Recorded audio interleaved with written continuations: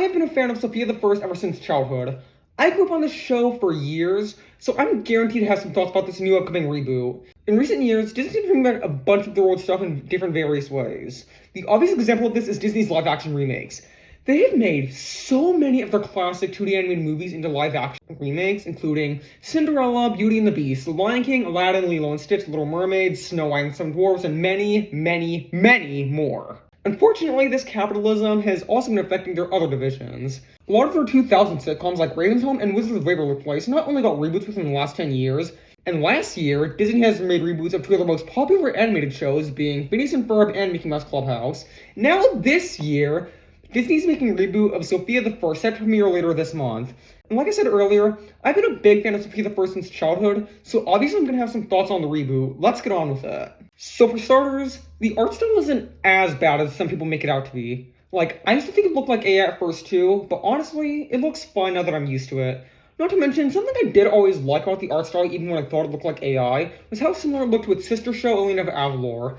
But the main thing that bothers me is Sofia's dress. Why did her dress revert back to its original design from the first 3 seasons? Mid-season 3, Sofia's dress got a redesign, and I remember loving the redesigned dress more than the original back in the day, and I still stand by that. Her old dress literally transformed into its redesign, so why is it untransformed? And if you really want to be consistent with the original, why not at least put her in the pink dress from the finale? Then again, that dress was also transformed into a protector uniform. Speaking of which, I have a huge feeling this show is going to ignore the fact that in the end of the original, Sofia literally became a protector of the Everrealm. By the way, Sofia also isn't wearing her enchantment, but then again, this also isn't the first time they forgot about it. She also wasn't wearing it in her cameo in the Elena of Avalor finale. Now at the end of the day, Sofia's dress being reverted back to its original design is a nitpick and doesn't have any overall effect on the plot of this main series. But you know what really bothers me? Why is Sofia going to a school for magic?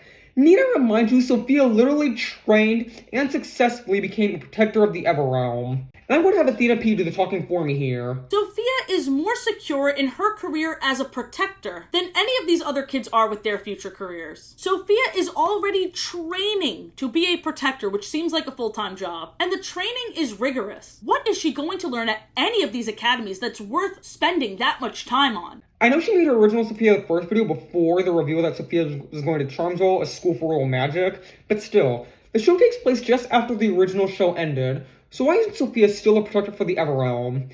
Not to mention, like I just said, why does Sofia need to go for a school for magic? She already visits the Mystic Isles where all magic comes from normally. What better place is there to learn about magic than the literal place where all magic originated from? Let's move on. I know the sequel show wants to be its own story for the sake of the newer audience, and I obviously understand they want to focus on Sofia's new school and cast of characters, but I'm at least hoping we get to see a lot of Sofia's older friends such as June, Hildegard, and Vivian all return and make cameos. I mean, on the bright side, it was already confirmed Ruby and Jade were returning in this show, so that's at least good. Also, could I just mention the continuity again? Amber looks younger than how she did in the finale, but on the bright side, as much as her new dress resembles her original, I actually think it looks pretty. I mean, at least it's not exactly the same dress, you can tell it's different. I also want to mention this nature-themed looking princess we meet at Charmsville, who I don't remember the name of yet. The way her face is designed reminds me of Cleo. Again, I'm hoping we'll see Sofia's old friends from Royal Prep appear, because imagine Sofia's old friends and new friends interacting. That would feel like such a great crossover event, and I don't know who wouldn't want to see that. And as a bit of a personal thing, who hasn't imagined one of their friends from their old school meeting one of their friends from their new school? I feel like we've all thought of that at some point. Moving on, I already commented on Sofia's dress, but I especially don't like her shoes. They aren't bad, but I just don't like them. I also like Cedric's new outfit, and I'm hoping they don't retcon his redemption arc. Speaking of which, I want the continuity of the show to be consistent with the original, but my hope for that is already pretty low considering Sofia's dress and Rose the Protector have already been retconned. Well, technically, Sofia still being a protector isn't officially retconned yet, and there can still potentially be an episode where Sofia does her, protector duties. But then again, Sofia is still a kid and has to go to school somewhere. However, I still don't think royal magic makes much sense for her. If you think otherwise, please share your opinions in the comments. There is a theory I've seen on Sofia becoming the next royal sorcerer, which I do think makes sense for her character. I mean, with Amber being the queen and James being a knight, Sofia being a royal sorcerer does make sense, but then again, how is she going to be both a protector and a royal sorcerer simultaneously? With the direction this new show is going to go, I think Sofia would choose to be a sorcerer over a protector, but I feel like that would undermine the impact of Sofia's success becoming a protector at the end of the original show. Though again, Sophia being a sorcerer does make more sense considering her relationship with Cedric has already been established since the Once Upon a Princess pilot movie, as opposed to being introduced early into the final season. But either way, whether or not Sophia chooses to be a protector or a sorcerer, once she grows up, it will involve magic. Moving on, I am so glad they remembered Miss Nettle. While she hasn't actually appeared in the trailer, she's seen on a banner, and Athena P pointed out in her video that one of the Three Good Fairies also has a picture illustration of her shown in the trailer. And I just have to say, I have been a fan of Miss Nettle since day one. I used to sing her song all the time back in the day. It was such a bore, being fairy number 4. You treated me like your own cattle. It will be so much fun, being fairy number 1. So won't you make way for Miss Nettle? Won't you make way for Miss Nettle? Alright, now that I've destroyed everyone's ears, now that everyone's clicked off of this video, let's move on. This unicorn dog thing named Pepper looks like it's gonna be marketed the shit out of. I can already see him on Target shelves. Speaking of which, Charmswell literally looks like a playset. Again, I can already see Charmswell playsets being sold at Walmart. By the way, they remembered Sophia's amulet has the power to summon other princesses. Not only has it been confirmed we'll see Elena again in this new show, but we're also going to see Cinderella, Aurora, Jasmine, Rapunzel, and Moana. With the exception of Moana, who has never appeared in the original series, one mini-ish problem I kind of have with the princess being summoned again is how, in the original, all the princess cameos were one-time guest appearances, so having Sophia learn another lesson from the same princesses feels a bit less special to me, if you know what I mean. Unless the contrary happens, meaning Sophia will instead be sent to help all of these princesses learn a lesson of their own, which would actually track considering after Sophia set Elena free from the amulet, Sophia was instead sent to help other princesses in time of need, as opposed to it being the other way around. I know this series takes place in between the finale of not only the original series and Elena of Lavore as well, but I hope we get to see another full-on crossover between these two, as opposed to one being sent to help the other, which I feel if Sophia gets sent to help Elena, that would kind of cause a bit of a continuity error because Elena needed a bunch of help throughout her show. Needed to remind you of Esteban. Not to mention, Elena already has Zuzo to give her advice when she's in time of need. Speaking of which, Sophia and her siblings look much older in the Elena of Lavore finale than in this new show. I know that's by design because of the timeline, but I need reason to mention this because of how the internet clowned on their aged-up designs.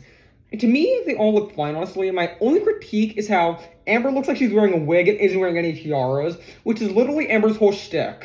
Actually, editing me here is here to butt in. That's not the last thing I want to talk about in this video. I just realized this is something that I wanted to say, but I forgot to include it in the script of this video, so I'm including it in, seconds after I just finished recording my audio for this video. Here's another retcon I just realized. In the new version of the theme song, Sophia says, "Still finding out what being royal's all about," which, this is a retcon because Sophia already learned what being royal was all about. Need I remind you of the song One and All? Being royal means being loyal to those who count on us. For the kingdom I must fight. For in me they place their trust. For one and all, I'm standing tall. For one and all. I have to sing it myself, otherwise copyright is gonna come after me, okay? But do you see my point? That song literally proved Sophia found out what being royal is all about, yet in the new show, she still needs to find out what being royal is all about, because we love to retcon things here on Disney Channel. Lastly, I want to touch upon the theme song. Visually, I'm glad they remembered Minimus, though seeing him in this new art style will take a bit of getting used to. Also, this scene of Sophia and Cedric making a potion, Cedric looks weird. I understand he doesn't have his wrinkles anymore because, as Artistic Arlo Bell put it, in critiquing how smoothed out Cedric's wrinkles were in the new show compared to the original, she said that because Cedric is an old man, he deserves to have his wrinkles. But the thing is, Cedric isn't an old man. He's middle-aged at worst, but most likely late 30s, early 40s. Him and King Roland grew up together, played with each other as kids, and are around the same age. He just looks far along in years, likely because of the bitterness he was dealing with for most of his life. The gray hair he has isn't even from age or stress. It was due to a spell gone wrong. Cedric isn't anywhere near old.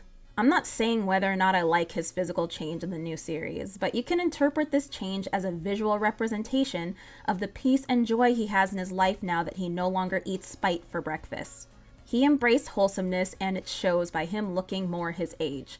which is true, but seeing him without wrinkles is also going to take a bit of getting used to. Moving on, I think Clover's look in this new art style is cute, and I have a feeling we're going to get an episode dedicated to him and Pepper having a rivalry, similar to how Sky and Minimus had one in the original. In terms of audio, the theme song has a modern remix to it, which I don't really have much to say on. I still prefer the original, of course, and I can already see people being upset that they updated the theme song with the argument, if it ain't broke, don't fix it, which I sort of agree on that point, but at the end of the day, it doesn't really matter. People just want to get mad at modern reboots for existing. But either way, most people who complain about this stuff aren't even the target audience for it.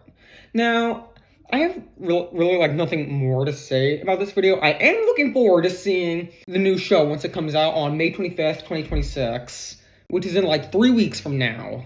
Now, this leads us to the end of the video. Thanks for watching. Bill, roll the outro. Remember, reality is an illusion. The universe is a hologram. Bye, Gold. Bye!